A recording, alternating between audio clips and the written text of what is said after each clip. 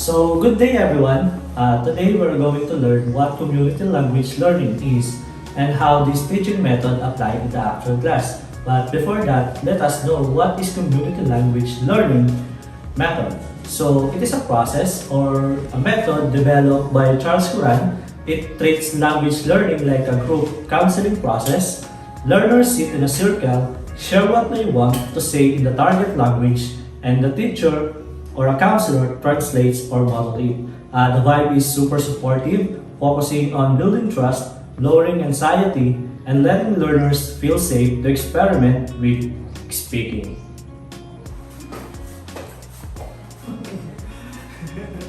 So, good morning class. Morning, teacher. So, today we're going to learn another topic, but before that, please stand up and we will have our prayer that will be led by Miss Lacson. So before we start our formal class, let us bow our head and close our eyes. Our Lord and Heaven, thank you for this day. Thank you for the blessings that you gave to us. Thank you for good weather and thank you for the chance to learn.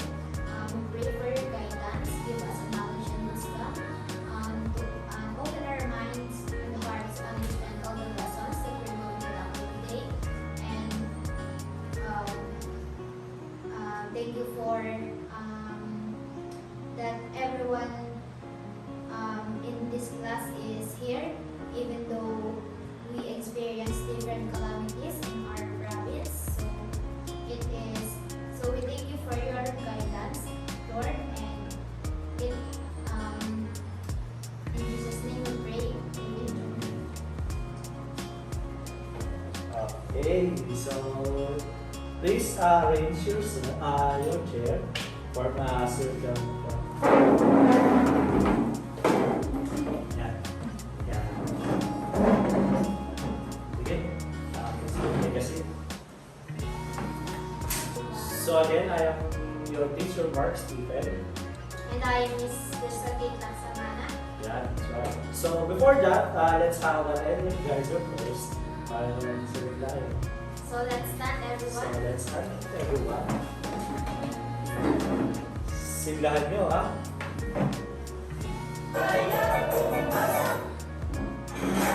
Sayaw kayo na. Hapon sa akin.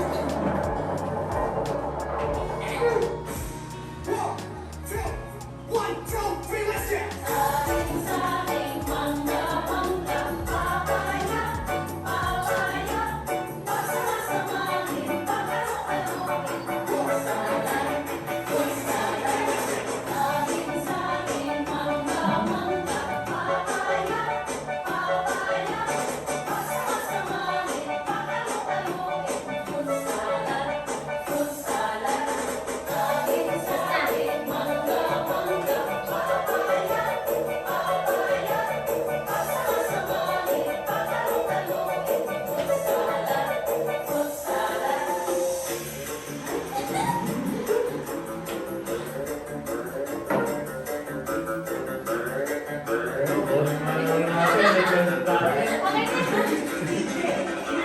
Okay, that's right. Yan. Nagka-energy ba lahat? Yes. So, usol pa kayo ng konti dito sa mga. Yan. So, to start our lesson, based on our previous lesson, we discussed what is nonverbal communication. So, let's have a quick recap. Anyone from you guys who can discuss or who can identify what verbal communication is? So, Miss Lay. My idea about this is when you're communicating without words, just expressing yourself, like face reactions or hand gestures. Yeah, that's right. So, aside from Miss Yes. Miss Justine, anyone from you guys? Anyone from the class? Miss... What's your name again? Vision. Dishan, what do you think or any idea what our non-verbal communication is? Stella. That's right. That's okay. Non-verbal communication it is how we use and interpret message without using words. Yeah. Okay, Miss Gian, any idea? Yes. Non-verbal communication is communicating with others without using words, just actions like gestures said by Yeah, that's right. So we all know that non-verbal communication is a process of transmitting a message without using the words. It can be hand gestures, it can be images, or it can be sign or anything that do not use the verbal or any kind of words. So again, since we know that nonverbal is communication, what nonverbal communication is, there are 5 types of nonverbal communication. Do you have any idea, guys? Yes. Kinesics. Again? Kinesics. That's right. proxemics, Yeah, that's right. Miss Justin. Yeah, haptics, correct. Vocalics. And that's right. phonemics, We have the kinesics, chronemics, haptics, proxemics,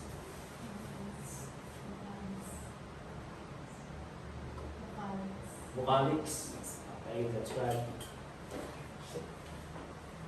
So with that, let's have my PowerPoint here. It's our presentation. Yeah. Ayan. Nasaan yun? Oh, di ba sini? Hindi.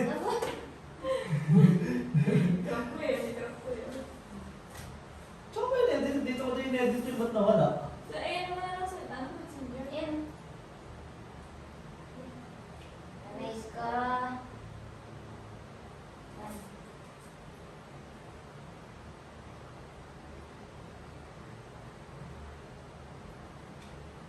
Yan. Yan. So today, we're going to learn what non-verbal communication by. So we're going to learn the non-verbal communication haptics by Horace.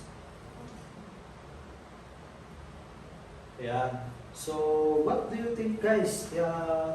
Based on the image shown, what is someone doing? Yes, Miss. They're tapping their shoulders. Yes. And can you identify what is the relationship of these two? The first one. The first one are Okay, just greeting friends, and the second Yeah, is giving comfort to So partners. what do you think are the relationship based on the image? This one. Friendship and partners. Yeah. That's right. What do you think are happenings why someone is doing these kinds of gestures to another person? They're giving their expression to another person. And then, They're communicating without words. yeah, that's right. So haptics, can someone read the PowerPoint? Yes, Miss Leanne. Haptics is the study of how touch communicates meaning. Touch can express respect, power, affection, support, or control. Yeah, so that's right. So communication is not only on the process of transmitting words or using any other gestures, but it also the message can be communicated through touch. When someone touches you, that's here. It's like it giving you supportive for your emotional. When someone touch you like this to congratulate Shake.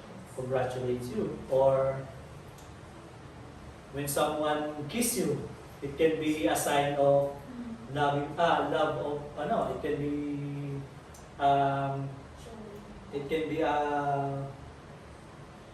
ang tawag doon? It can be on how they express their love by giving you a hug, giving you a kiss, and something like that. So on haptics, there are also 5 types of haptics. We have the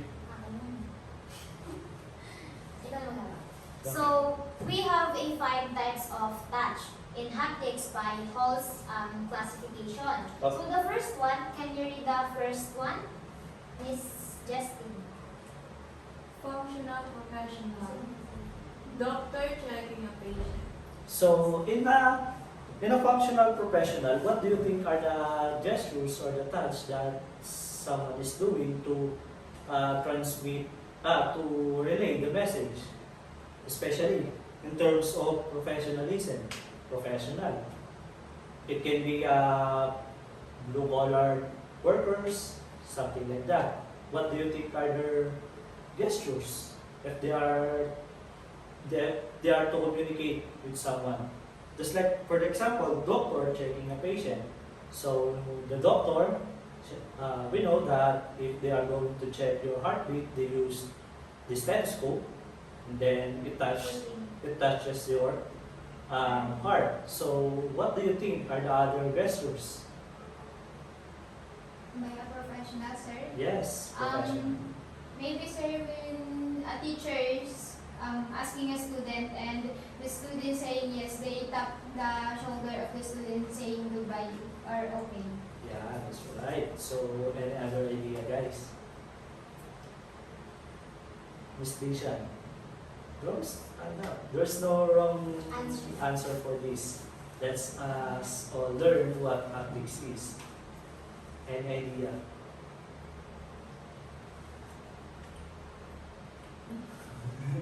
Okay, this lady, yeah. When a manager asks for help, they do this. Gestures like Yeah, this. gestures like that. So again, there are also types of haptics in terms, others also functional professional in terms of haptics, the process of nonverbal communication. For the second one, we have For the second one, we have social polite, handshake or high five. Can you give example when you use this social polite, handshake and high five? Yes. then, can let's do this. What scenario? Yeah. What scenario can you think that this social polite will apply those kind of gestures? Another hand. When the two people meet again. Yes, they greeted each other. It's like it's either handshake, Or had high five, or it can be a hug. So another example, guys. What do you think? Sir, Yes. when they win a game, they high five or they. Yes. Yes, something like that. That's correct. Miss Leah. So, again, though probably these types of haptics can be seen from when you are celebrating with your friends, families, and as long as it is related to your, it is related to you. So for the third one, we have the For the third one, we have friendship warm. It is same to the first one, hug among close friends. So in friendship warm, so this touch shows a platonic affection and support. For example, a hug among close friends or like pat in your shoulder of your friends. That's right. Can you also? It is same in the first one. So let's move on to the fourth one. So the fourth one is love intimacy, holding hands or long embraces in your loved ones. It is in your partner or in your family. So it is different for your family. What are you doing? If you are have gathering in your home, what are you doing if you saw your family? Greetings, what greetings? Especially, let's say, I know that you are are you all open-minded here? So when we say love intimacy, we know that there are much more deeper meaning than that, than hugging kisses. I know, I know what's on your mind. I know what's on your mind. You know that, let's say, this is how you show your love or intimacy or showing communication. Just like, is it okay to you if I say that word? Do you consider that as a part of haptics or communication? Let's say sex. Yes. Let's say sex. We all know that it can be touch. It's not only your hands, but All those around. the warm feeling, right? Okay. The last one. Yeah. We also have. Yan na, sinasabi. Ganyan. We also have the sexual arousal. So romantic sexual touch handled respectfully. So we can consider naman na this kind of non-verbal communication is okay as long it is okay or you agree to both of you. It is you agree with it, you agree with it, but it becomes unpleasant or kind of disrespecting if you're not asking someone permission to do that to you, right? So that's right. So we also have yeah. So after knowing the 5 kinds of touch, so we all know that touch is powerful. It can strengthen or damage your relationship or your communication with others. It also incredible varied across culture. For example, some cultures are use beso-beso. So we all know that in family gatherings we use beso-beso, no? And like kiss on your cheeks, like a greetings, while others might prefer a bow or a hand kissing gestures. So we use a bow when we are walking and we saw our teacher and we just use the gestures like bow, good morning ma'am, good afternoon ma'am, like that. So that are the 5 kind of touch in haptics by Hall's classification. So yeah, so before we proceed to our activity, let's have what do you call that? Let's have a short so we will ask you on what scenario did someone touches you without your permission, if it's okay to you to share with us so that we know that if we touches you, we will not offend you or we will respect you in terms of the, just like that. Can you share your An experiences? experience, yeah. Sir, I have an experience. Yes. When we go to Halapan, of course, we ride to Budako, and I sit on near the door. So every time there's a person going outside, they are holding on the bakal, the metal, and two couple, go Yes, yes. outside, and the boys, siguro po hindi napahawak doon sa metal, kaya tumama siya sa hita ko.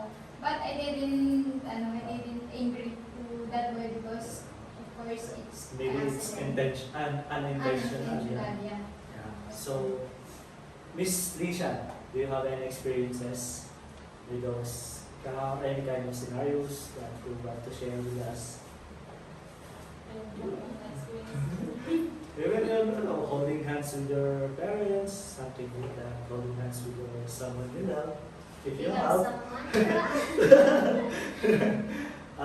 Miss Lay, Yeah. an experience. I found it disrespectful when someone rubbed their hands on my shoulder without me knowing or yes, Ah, and that I'm not even close to them as they're not my close friends. So, on those times that you experience those kind of when you experience those kind of scenarios, how do you handle this, or how do you handle it? I will confront them and tell them that I'm not comfortable with it. Yes, yeah, that's right. No, when someone they really don't have this permission to, ikaw, Miss Laksamana. Okay, what? I experienced pa. Hindi eh. Sige. So I will share my experience when I was in college student. Tagalogin mo na. Yeah. Nung ako sige, high school na lang. Nung ako sa high school, may mga klase ako na, hindi naman, alam niyo ba yung haptics, pag di ba sinabing haptics ay more on touch sila. Merong time na yung mga boys na kaklase ko ay sobrang mga clingy, di ba nila? Minsan parang na-ano sila, yung na-out of limit sila na kung paano kanila hawakan. Kasi mga klase ko nung high school ay lahat nga ay parang mga mahawak ba ganun. May times na yung isa kong kaklase na nakatalikod ako. Totoo to ha? Ay, may isang kong kaklase na nag-ano sila, may yung, di ba, group of boys, nagde-dare sila na, oy, dare or i-ano mo, yung kaklase natin na si ganito, ikis mo nga sa pisngi, ganon. Yung kaklase ko, ginawa sa akin.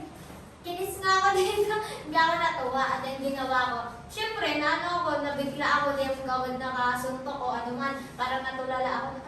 Tapos ang ginawa ko nun, sinumbong ko sa teacher namin.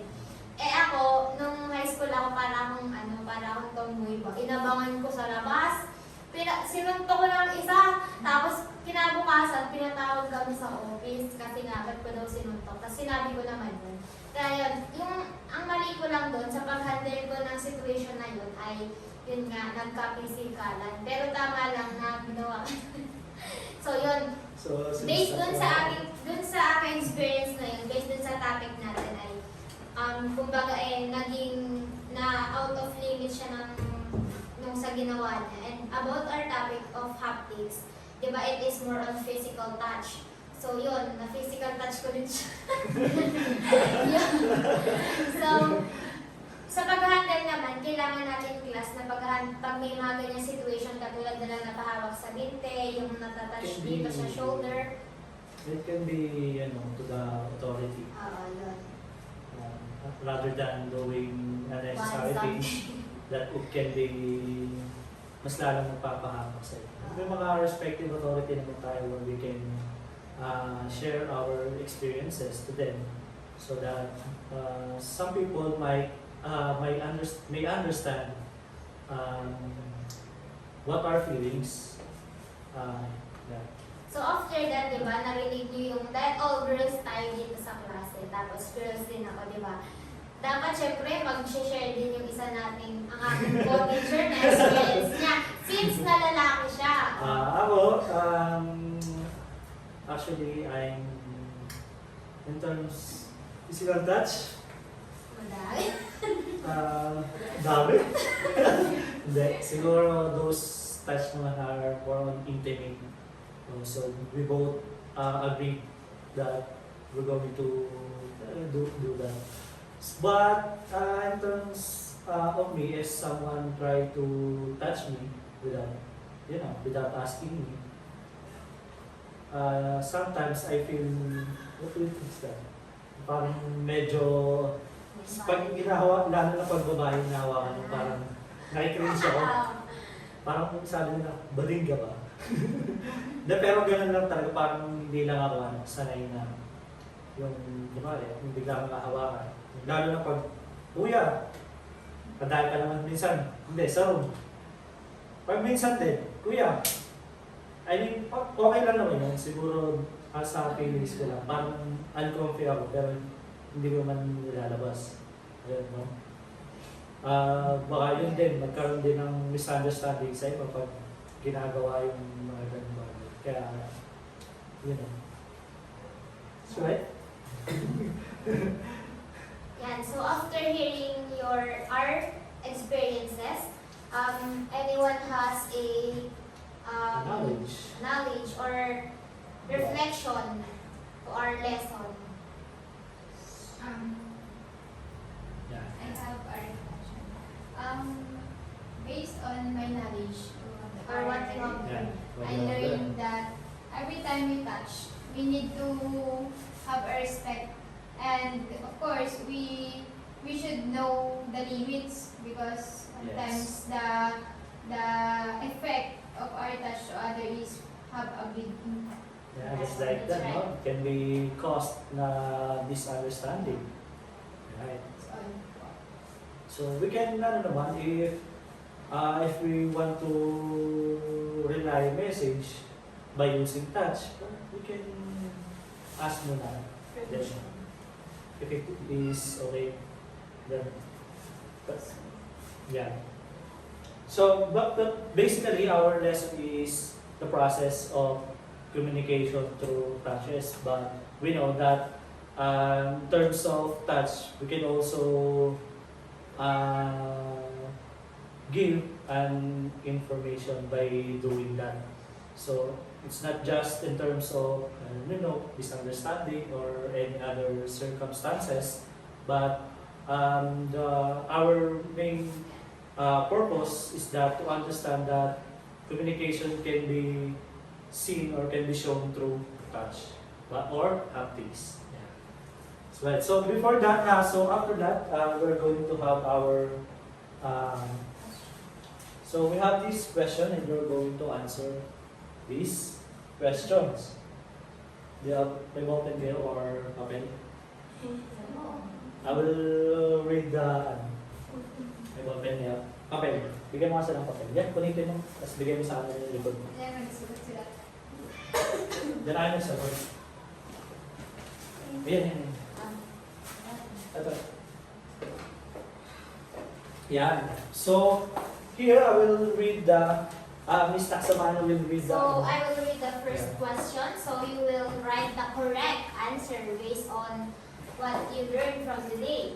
So the first question is, haptics refers to communication through, the first one is A, gestures, B, touch, C, facial expression.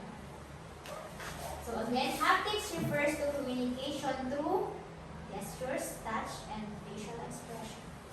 Okay, na number 2. A functional professional, touch happens when? The first one is friends hug, a doctor check patients, or C, classroom high five. So the third one is, which situation shows inappropriate touch? The first one is guiding a blind person, touching a stranger without consent, or greeting with a handshake. So the last one is, cultural norms influence touch because A, people have universal practices, B, all people avoid touch, C, meaning varies by culture. So we have the last one pala. So give one example of appropriate touch in a professional setting. One lang.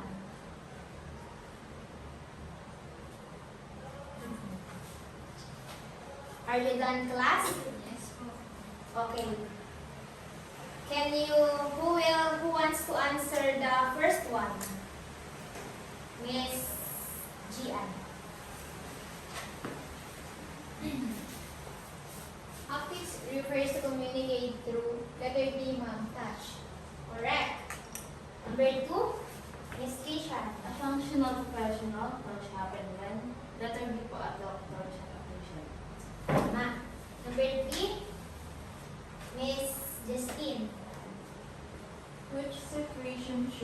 appropriate touch.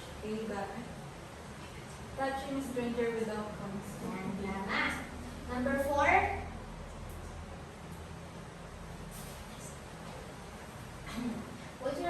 Cultural norms influence touch because C, ma'am, meaning varies by culture. And the last one, give one example. Miss Justine? Handshake. Handshake. Okay. So based on your answer of these questions, I know that everyone have learned from our topic, which is haptics. And before we end our class, I have here an assignment. So can you write on your paper our assignment? So our assignment is write 5 sentences describing the appropriate haptics in 2, which is the first one is family and the second one is school. Are you done writing your assignment? Yes, po, ma'am. Okay. So I know that you learned from our class today about haptics and the 5 different kinds of touch by who again? Hall's classification. So that's all, everyone. So I hope that you learned from our lesson today. So can you, before we go to your home, can you pick a piece of paper in your different chairs? Sit. Okay.